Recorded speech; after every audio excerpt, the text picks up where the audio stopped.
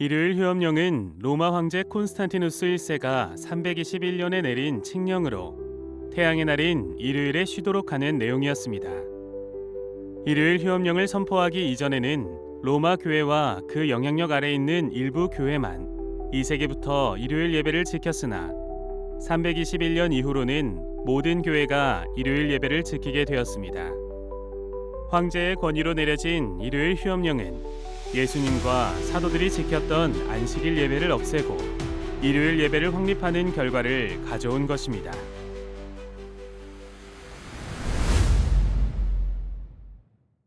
(313년) 콘스탄티누스는 밀라노 칙령을 통해 기독교를 제국의 합법적 종교 중 하나로 공식 인정했고 이후 기독교를 우대하는 정책을 폈습니다. 그는 기독교 성직자들에게 군복무와 세금을 면제해 주었고 교회의 유산을 기증하는 행위를 합법화했습니다. 이는 이 교회 사제들이 이미 가지고 있던 권리였으므로 기독교에만 특권을 부여한 것은 아니었습니다. 콘스탄티누스가 321년 3월 7일 반포한 일요일 휴업령은 6세기에 편찬된 유스티니아누스 법전을 통해 전해집니다. 모든 재판관과 시민 그리고 기술자들은 존엄한 태양의 날에 쉬어야 한다.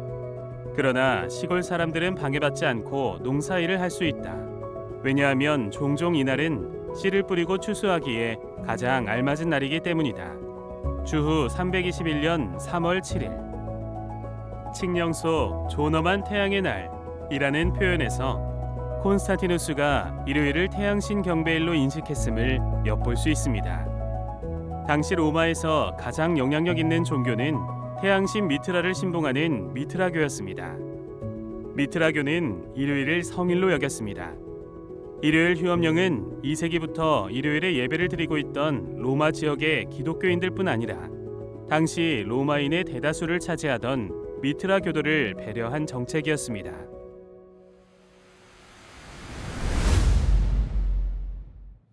그렇다면 콘스탄티누스는 왜 일요일 휴업령을 반포했을까요? 그 배경에는 기독교를 통해 로마 제국을 통합하고자 했던 정치적 의도가 숨어 있습니다. 콘스탄티누스가 부황제에 올랐을 당시 로마는 제국을 4개 지역으로 나누어 2명의 황제와 2명의 부황제가 다스리는 4분 통치 체제였습니다. 분쟁이 계속되던 로마 제국을 하나로 통합하고 자신의 권력을 빼앗기지 않기를 원했던 콘스탄티누스는 유일신을 믿는 기독교가 자신의 목적에 적합하다고 봤습니다. 비잔틴 제국 역사학의 권위자인 일본의 한 역사가는 로마서 13장을 들어 로마 제국과 그리스도교의 결합은 당연한 것처럼 생각된다며 지배자에게 이렇게 궁합이 잘 맞는 가르침은 달리 찾아보기가 힘들다고 평가했습니다. 지배자의 권력이 하나님으로부터 왔으며 지배자를 따를 것을 교훈하는 성경의 가르침이 흔들리지 않는 권력을 부여할 존재를 원하던 콘스탄티누스의 욕구를 충족시켰다는 것입니다. 또한 콘스탄티누스에게 기독교는 로마 제국 전체를 하나로 묶어줄 수단이었습니다.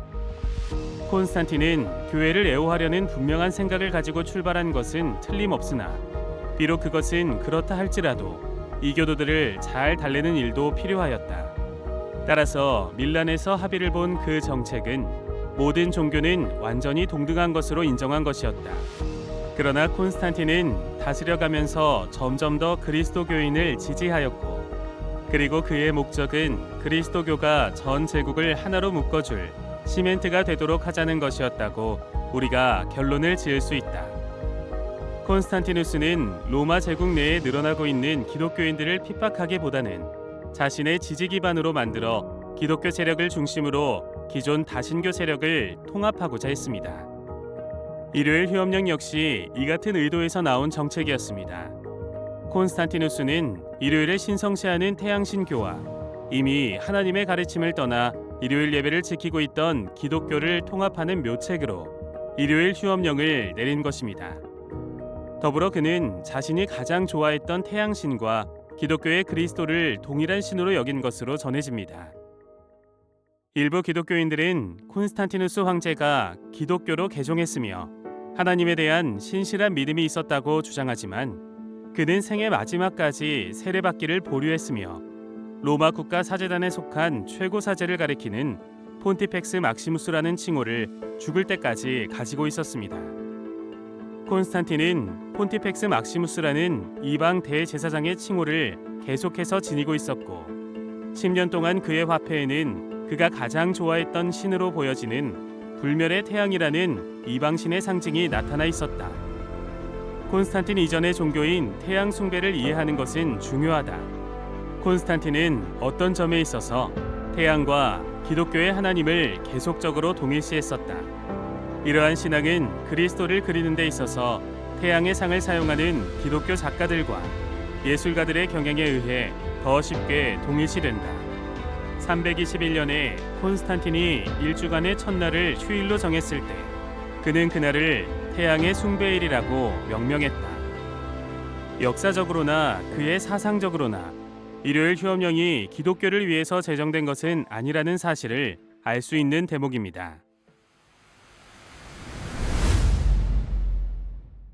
일요일 휴업령은 일요일 예배를 확립시키고 일요일 공휴일 제도를 확산시키는 결과를 낳았습니다.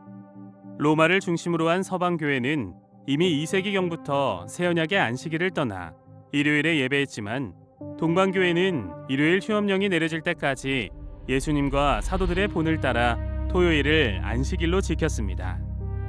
콘스탄틴 대제는 처음으로 칙령을 내려 일요일에 정무와 사법의 일을 쉬게 하고 이어서 이날에는 군대의 조련, 공연물의 관람을 금지하였다. 그러나 구약의 안식일의 제도를 그대로 일요일로 옮기려고 하지는 않았다. 동방에 있어서는 토요일을 안식일로서 지켰다. 그러나 일요일 휴업령을 내려 황제의 권위로 제국의 모든 사람이 일요일에 쉬도록 강제하면서 동방교회도 일요일에 예배할 수밖에 없게 되었습니다. 이 정책에서 가장 중요한 의의를 가진 것은 321년에 일요일을 예배의 날로 규정한 법령을 내린 것이다.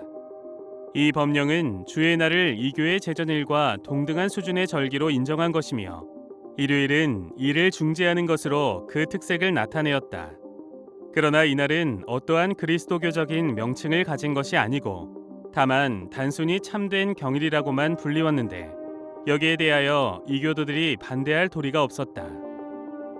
일요일 휴업령은 기독교가 일요일 예배를 공식적으로 확립하는 계기가 되었습니다.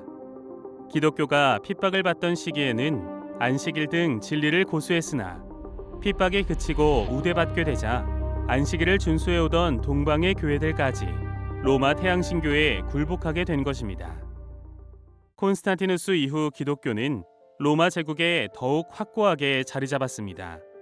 392년 테오도시우스 황제는 가톨릭을 국교로 선언하며 다른 종교의 예배를 전면 금지했습니다. 로마 가톨릭교 사상이 중심이 되면서 일요일에 관한 규정도 더욱 엄격해졌습니다. 538년 오를레안 공의회에서는 일요일의 농업 행위를 전면 금지했고 589년 나르본 공의회에서는 일요일의 노동 행위를 일절 금지했습니다. 로마 가톨릭교를 적극 받아들인 서유럽 국가들에도 일요일 휴일 제도가 널리 퍼졌습니다.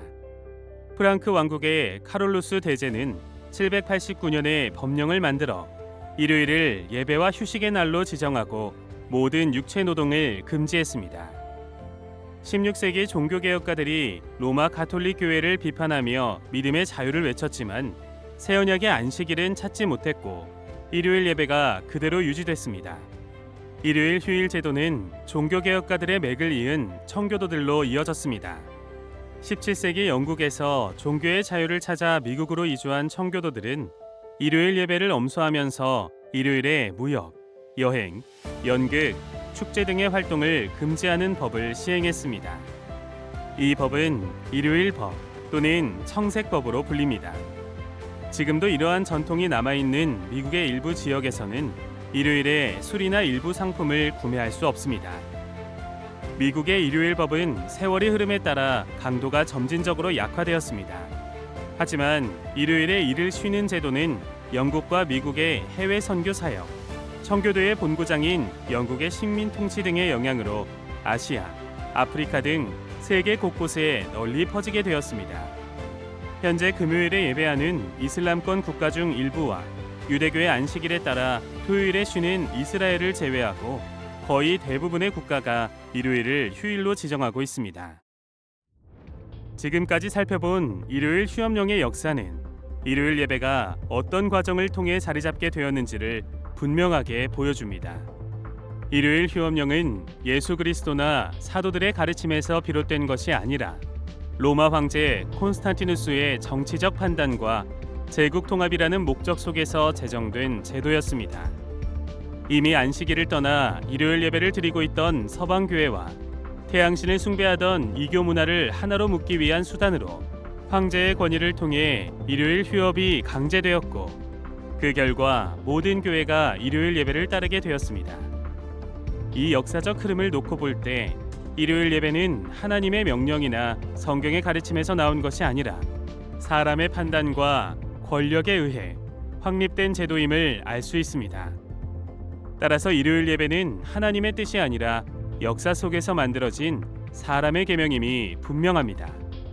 성경이 증거하는 일곱째 날 안식일은 예수님과 사도들이 지켰던 규례이며 초대교회가 오랫동안 유지해온 하나님의 계명이었습니다. 무엇이 하나님의 뜻이며 무엇이 성경의 가르침일까요? 예수님과 사도들의 본을 다시 한번 돌아보고 하나님께서 정하신 참된 예배의 날이 무엇인지 깊이 생각해 보시기 바랍니다. 감사합니다.